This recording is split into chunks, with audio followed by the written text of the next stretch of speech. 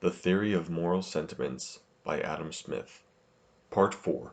Of the Effect of Utility upon the Sentiment of Approbation. Chapter 2. Of the Beauty which the appearance of utility bestows upon the characters and actions of men, and how far the perception of this beauty may be regarded as one of the original principles of approbation. The characters of men, as well as the contrivances of art, or the institutions of civil government, may be fitted either to promote or to disturb the happiness both of the individual and of the society. The prudent, the equitable, the active, resolute, and sober character promises prosperity and satisfaction both to the person himself and to every one connected with him.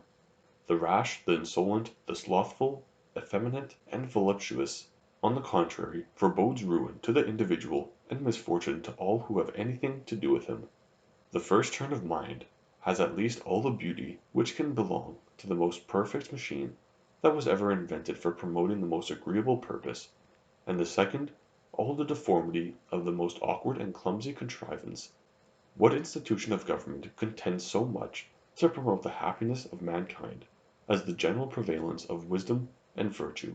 All government is but an imperfect remedy for the deficiency of these.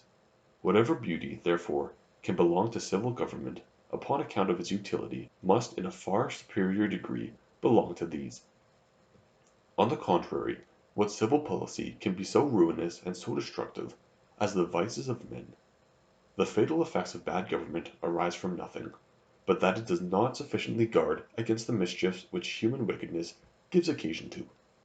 This beauty and deformity which characters appear to derive from their usefulness or inconveniency are apt to strike, in a peculiar manner, those who consider in an abstract and philosophical light the actions and conduct of mankind.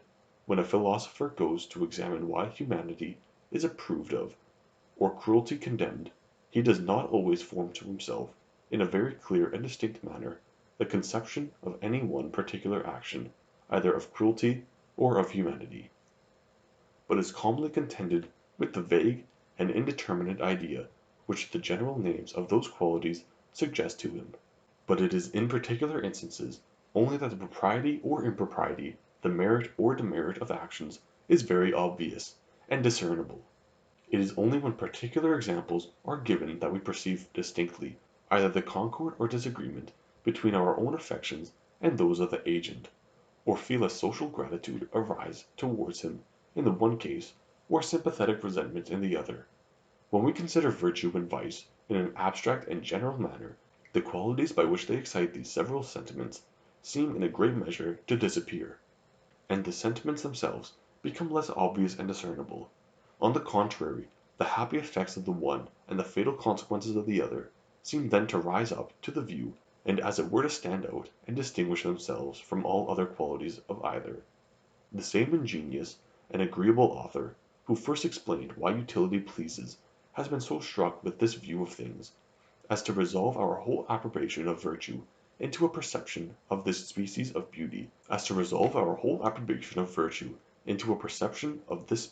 beauty, which results from the appearance of utility. No qualities of the mind, he observes, are as approved of or righteous, but such as are useful or agreeable either to the person himself or to others; and no other qualities are disapproved of as vicious, but such as have contrary tendency; and nature, indeed, seems to have so happily adjusted our sentiments of approbation and disapprobation to the conveniency both of the individual and of the society, that after the strictest examination it will be found, I believe, that this is universally the case; but still I affirm that it is not the view of this utility or hurtfulness which is either the first or principal source of our approbation and disapprobation. These sentiments are no doubt enhanced and enlivened by the perception of the beauty or deformity which results from this utility or hurtfulness; but still I say they are originally and essentially different from this perception. For first of all, it seems impossible that the approbation of virtue should be a sentiment of the same kind with that by which we approve of a convenient and well contrived building, or that we should have no other reason for praising a man than that for which we commend a chest of drawers. And secondly, it will be found, upon examination, that the usefulness of any disposition of mind is seldom the first ground of our approbation, and that the sentiment of approbation always involves in the sense of the propriety quite distinct from the perception of utility. We may observe this with regard to all the qualities which are approved of as virtuous, both those which according to this system are originally valued as useful to ourselves, as well as those which are esteemed on account of their usefulness to others. The qualities most useful to ourselves are first of all superior reason and understanding, by which we are capable of discerning the remote consequences of all our actions, and of foreseeing the advantage or detriment which is likely to result from them; and secondly, self-command, by which we are enabled to abstain from present pleasure or to endure present pain, in order to obtain a greater pleasure or to avoid a greater pain in some future time. In the union of those two qualities consists the virtue of prudence; of all the virtues, that which is most useful to the individual.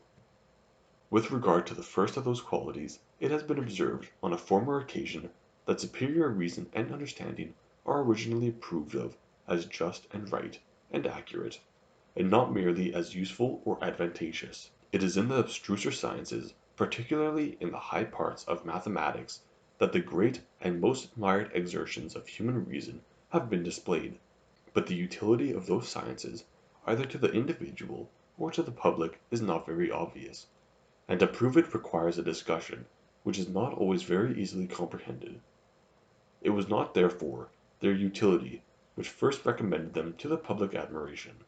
This quality was but little insisted upon, till it became necessary to make some reply to the reproaches of those who, having themselves no taste for such sublime discoveries, endeavor to depreciate them as useless. That self-command in the same manner by which we restrain our present appetites in order to gratify them more fully upon another occasion, is approved of as much under that aspect of propriety as under that of utility.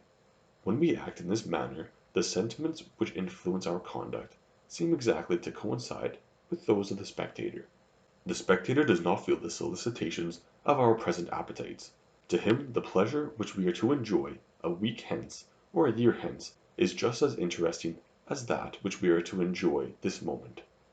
When for the sake of the present, therefore, we sacrifice the future, our conduct appears to him absurd and extravagant in the highest degree, and he cannot enter into the principles which influence it.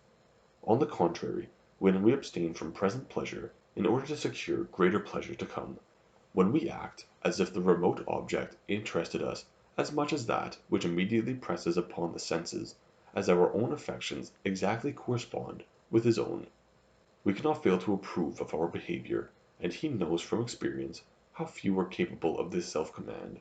He looks upon our conduct with a considerable degree of wonder and admiration. Hence arises that eminent esteem with which all men naturally regard a steady perseverance in the practice of frugality, industry, and application, though directed to no other purpose than the acquisition of fortune. The resolute firmness of the person who acts in this manner, and in order to obtain a great though remote advantage, not only gives up all present pleasures, but endures the greatest labor, both of mind and body, necessarily commands our approbation. That view of his interest and happiness, which appears to regulate his conduct, exactly tallies with the idea which we naturally form of it. There is the most perfect correspondence between his sentiments and our own, and at the same time, from our experience of the common weakness of human nature, it is a correspondence which we could not reasonably have expected. We not only approve, therefore, but in some measure admire his conduct, and think it worthy of a considerable degree of applause. It is the consciousness and the merited approbation and esteem which is alone capable of supporting the agent in this tenor of conduct. The pleasure which we are to enjoy 10 years hence interests us so little in comparison with that which they may enjoy today. The passion which first excites is naturally so weak in comparison with that violent emotion which the second is apt to give occasion to, that the one could never be any balance to the other, unless it was supported by the sense of propriety, by the consciousness that we merited the esteem and approbation of everybody, by acting in one way, and that we became the proper objects of their contempt and derision by behaving in the other. Humanity, justice, generosity, and public spirit are the qualities most useful to others. wherein consists the propriety of humanity and justice, has been explained upon a former occasion, where it was shown how much our esteem and approbation of those qualities depended upon the concord between the affections of the agent and those of the spectators. The propriety of generosity and public spirit is founded upon the same principle with that of justice. Generosity is different from humanity. Those two qualities, which at first sight seem so nearly allied, do not always belong to the same person. Humanity is the virtue of a woman, generosity of a man. The fair sex, who have commonly much more tenderness than ours, have seldom so much generosity. That the woman rarely makes considerable donations is an observation of the civil law. Humanity consists merely in the exquisite fellow feeling which the spectator entertains with the sentiments of the person principally concerned, as so to grieve for their sufferings, to resent their injuries, and to rejoice at their good fortune. The most humane actions require no self-denial, no self-command, and no self-exertion of the sense of propriety. They consist only in doing what this exquisite sympathy would of its own accord prompt us to do. But it is otherwise with generosity. We never are generous except when in some respect we prefer some other person to ourselves, and sacrifice some great and important interest of our own to an equal interest of a friend or of a superior. The man who gives up his pretensions to an office that was the great object of his ambition, because he imagines that the services of another are better entitled to it, the man who exposes his life to defend that of a friend, which he judges to be of more importance, neither of them act from humanity, or because they feel more exquisitely what concerns that other person than what concerns themselves. They both consider those opposite interests, not in the light in which they naturally appear to themselves, but in that in which they appear to others. To every bystander the success or preservation of this other person may justly be more interesting than their own, but it cannot be so to themselves. When to the interest of this other person, therefore, they sacrifice their own, they accommodate themselves to the sentiments of the spectator, and by an effort of magnanimity act according to those views of things which, they feel, must naturally occur to any third person. The soldier who throws away his life in order to defend that of his officer would perhaps be but little affected by the death of that officer, if it should happen without any fault of his own, and a very small disaster which had befallen himself might excite a much more lively sorrow. But when he endeavors to act so as to deserve applause, and to make the impartial spectator enter into the principles of his conduct, he feels that to everybody but himself his own life is a trifle compared to that of his officer, and that when he sacrifices the one to the other, he acts quite properly and agreeably to what would be the natural apprehensions of every impartial bystander. It is the same case with the greater exertions of public spirit, when a young officer exposes his life to acquire some inconsiderable addition to the dominions of his sovereign. It is not because the acquisition of the new territory is, to himself, an object more desirable than the preservation of his own life.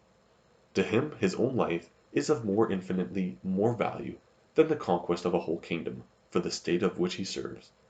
But when he compares those two objects with one another, he does not view them in the same light in which they naturally appear to himself, but in that in which they appear to the nation he fights for. To them the success of war is of the highest importance, the life of a private person of scarce any consequence. When he puts himself in their situation, he immediately feels that he cannot be too prodigal of his blood, if by shedding it he can promote so valuable a purpose. In thus thwarting, from a sense of duty and propriety, the strongest of all natural propensities, consists the heroism of his conduct. There is many an honest Englishman who, in his private station, would be more seriously disturbed by the loss of a guinea than by the national loss of Minorca, who yet, had it been in his power to defend that fortress, would have sacrificed his life 1,000 times rather than, through his fault, have let it fall into the hands of the enemy.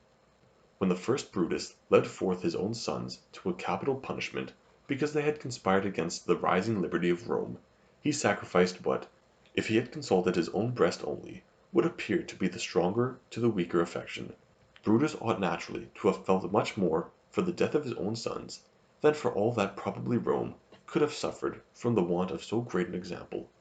But he viewed them, not with the eyes of a father, but with those of a Roman citizen.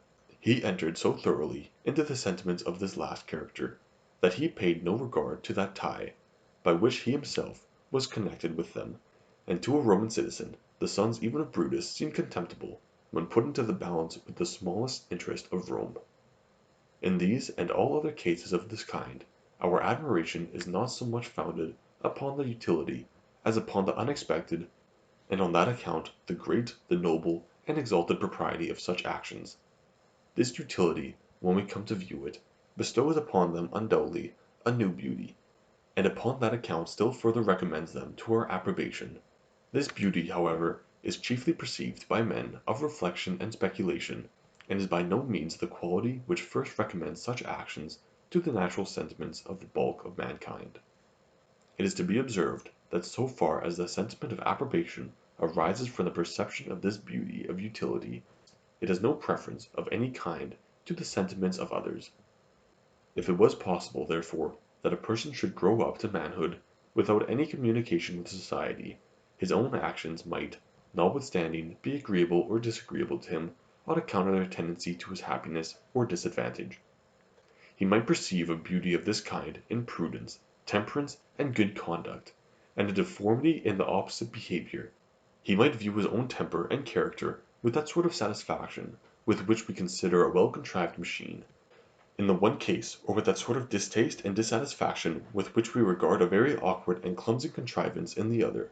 As these perceptions, however, are merely a matter of taste, and have all the feebleness and delicacy of that species of perceptions upon the justness of which what is properly called taste is founded, they probably would not be much attended to by one in this solitary and miserable condition. Even though they should occur to him, they should by no means have the same effect upon him. Antecedent to his connection with society, they would have in consequence of that connection.